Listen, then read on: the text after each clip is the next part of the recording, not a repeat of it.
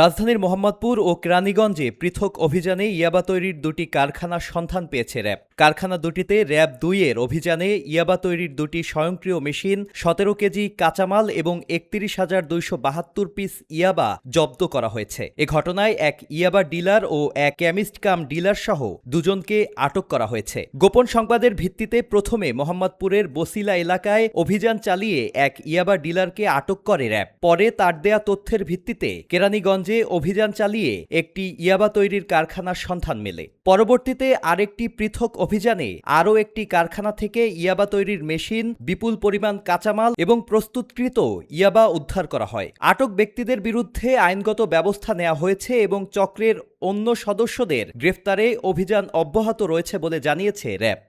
রাজধানীর মোহাম্মদপুর এবং ঢাকা জেলার কেরানীগঞ্জের পৃথক কয়েকটি অভিযান পরিচালনা করে ইয়াবা তৈরির দুটি মেশিন, ১৭ কেজি ইয়াবা তৈরির কাঁচামাল, ৩১,২৭২ পিস ইয়াবা সহ একজন ইয়াবা ডিলার ও একজন ইয়াবা তৈরির কেমিস্ট কাম ডিলার এবং সেই সাথে অপর একটি পৃথক অভিযানে একটি ওয়ান শুটার গান সহ একাধিক মামলার আসামি আলোচিত সন্ত্রাসী মোহাম্মদ মাগুর হাসান ২৮কে গ্রেপ্তার করেছে র্যাব ২।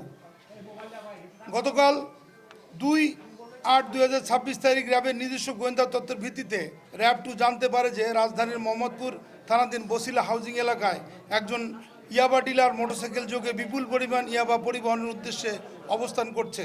প্রাপ্ত তথ্যের ভিত্তিতে র্যাব ২ এর একটি আভিযানিক দল উক্ত এলাকায় অভিযান পরিচালনা করে ইয়াবা ডিলার ফয়সাল ইসলাম মিঠুকে গ্রেপ্তার করে এবং তার নিকটতে ১১,৭৫৯ পিস ইয়াবা উদ্ধার করে।